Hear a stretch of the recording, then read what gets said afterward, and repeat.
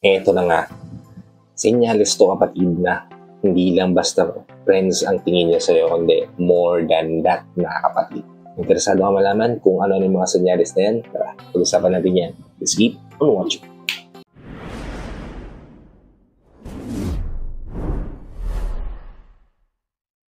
Hi, I'm Gary of Team Up. Gumagawa ko ng mga videos na katulad nito para matulungan ka na maging best version ng sarili mo at may bigay mo yung best self mo. Siyempre, sa taong mahal mo. Kaya kung bago ka pa lang dito sa channel ko, please consider liking this video. Hit the subscribe button and the notification bell para lagi kang updated sa mga videos na tulad nito na i-upload pa natin sa inaharap. Ito na kapatid, wala ng paligoy-ligoy pa. Senyales na magpapatunay na higit pa sa friends ang tingin niya sa'yo. Una kapatid, kapag nagpapakita na sila ng sign na kailangan mo nang gumawa ng hakbang, kailangan mo na mag-take advantage, di ba? Yung tipong sobrang nagpapakita siya sa'yo, yung sobrang nagpapaganda na siya para sa'yo, di ba? Yung tipong lahat ng favorite mo, alam niya naman na at na-apply niya na sa sarili niya kasi magkaibigan nga kayong dalawa, alam niya na kung ano yung mga gusto at ayaw niya. Na-apply niya na yun sa sarili niya para mas magustuhan mo siya. Isang senyalis yan kapatid na more than friends ang tingin niya sa'yo. Okay? Ikalawa, kapag hindi nila sinasabi na kaibigan ka nila, may mga nakilala ka ba na kapag pinapakilala ka nila sa mga friends nila, sasabi nila, oh, jowa ko.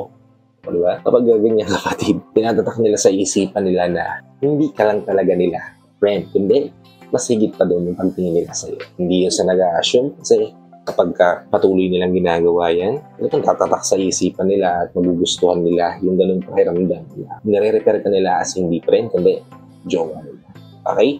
Kasi tayo sa ikatlo, kapag nagkakatitigan kayo sa mata at parang pakiramdam mo, unusual yung pakiramdam. Diba? Normal lang na pag nagkakatitigan kayo ng tropa mo, may kalokohan kayo naiisip. Pero kung nagkakatitigan kayong dalawa, parang may tibok, kirot, at parang kilig na nararamdaman. Malaking senyales lang yun kapatid na yung tinitigan mo more than friends ang tingin sa'yo. Dahil hindi mo mararamdaman yan kapatid ko. Hindi siya ganun tumingin sa'yo. Diba? Yan yung isa pang senyales. Ika-4, kapag sinasabi nila sa'yo na gusto pa nila ng something more. O ito na, hindi ka lang na pinapakitaan ng sign na mag-move ka na sa kanila. Kundi, sinasabi na nila sa'yo na gusto ko nang mas higit pa dito. Diba? Ayoko na ng ganito na friends lang itingin natin sa isa't isa. Gusto ko mas more than this. No, wala nang filter pa, kundi iba na talaga yung tingin niya sa'yo. Senyales na yan kapatid na gusto ka talaga niya. Ika nilalandi ka na. Di ba? Hindi ka lalandiin ng tropa ang tingin sa'yo kapatid. Kung tropa yung tingin sa'yo niyan, ire-respeto ka niyan. Diba? Pero kung nilalandi ka na, hinaharot ka na, kinukulit ka na, in a way na hindi ginagawa ng mag-tropa. Senyales yan kapatid na gusto ka niyan more than friends. Okay? Ika-6, kapag nagiging better version sila ng sarili nila kapag kasama ka nila. Pwedeng senyales yan kapatid na okay ka na tropa dahil napapa-improve mo sila. Pero isang senyales din yan na gusto ka nila dahil gusto nila mas maging best para sa mga mata mo, di ba? Yung pagtingin mo sa kanila is mas maging better pa, di ba? Pag ganyan, yung pinapakita ng taong paligid sa'yo, tropa ang tingin mo, malamang gusto ka niyan. Ika-7, gumagawa sila ng excuses para magkaroon kayo ng alone time. O hindi lang basta nilalandi, kundi gumagawa na ng paraan para maging kayong dalawa lang ang magkasama. Nako kapatid, isang senyalis lang yan na gusto ka niya. Gusto na mag-make ng move para magustuhan mo rin siya. O kaya naman, mapasa kanya ka. Ika-8, kapag tinatanong niya sa'yo kung ano yung mga future plans mo. Bakit natatanungin sa'yo kung ano yung mga future plans mo? Tinatanong ba ng mga tropa mo yun sa'yo?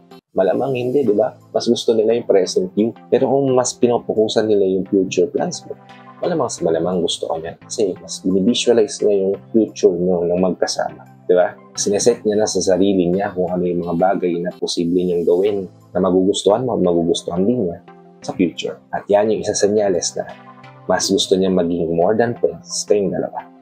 Ika-7, sinasabihan ka niya ng mga sekreto kapag nasasaktan sila. Yung taong nagiging mas open sa'yo, malamang sa malamang kapatid, gusto ka niyan more than friends. Kasi hindi yan magiging mas open sa'yo ng buong buo kung tropang-tropa lang yung tingin niya sa'yo. Kundi dahil mas nasasandalan ka niya, mas kampante siya na nandyan ka, kaya naman mas gugustuhin ka niyang makasama kaysa sa iba. And that sign kapatid na more than friends ang gusto niya sa'yo. Ika-10, kapag pinagsiselos ka niya.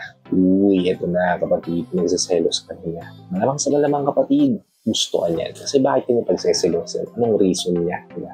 Kung tropa lang tingin niya sa'yo, bakit niya pagsasilosin? Diba? Kapag ginawa niya yun, kapatid, signifies lang din, kapatid, na gusto niya mag-make move ka na sa kanya. Sabihin mo na yung dapat mo sabihin. Diba? Kung gusto mo talaga siya, sabihin mo na.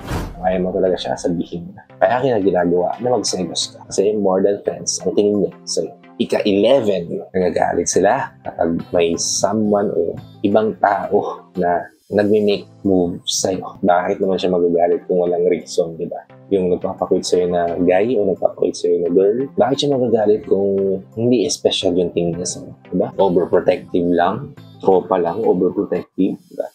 Sinyalis lang yan, kapatid. Gusto ka ng taong yan more than friends. At ang ika-12, kapag gumagawa na sila ng paraan para makuha ka nila. O eto na, ginamit niya na yung advantage niya bilang best friend mo para magustuhan mo siya. Yung mga alam niyang bagay na posible mong magustuhan at mga ayaw mong bagay, ginagamit niya na sa'yo. Kasi nga, gustuhan niya more than friends. Yung mga bagay na hindi na bibigay siguro sa'yo, may jowa mo, magkasama kayo, may best friend kayo, tapos may jowa ka, yung mga bagay na hindi na bibigay sa'yo ng jowa mo, siya nagbibigay. That's because gusto niyang makuha ka. Gusto niya mapaksa kanya ka. Yun, kapatid, yung senyales na gusto ka niya more than friends. And I hope nabigyan ko kayo ng insight, bigyan ko kayo ng idea. Na-overthink kayo dito sa tips na binigay ko o mga senyales na shinare ko sa inyo. If nag-overthink nga naman kayo, please help me share this to your loved ones na posible natin mabigyan din ng tips na katulad nito para sila rin mag-overthink katulad niyo.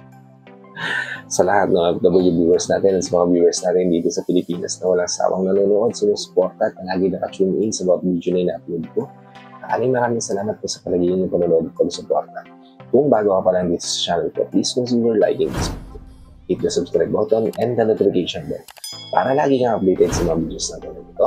I-upload na natin sa inaharap. So, hanggang dito na lang mga kapatid. Maraming salamat ulit sa panonood. I hope to see you all on my next vlog. Ingat ka dyan palagi, kapatid. May God bless you and always protect you. Peace. Whenever your heart is broken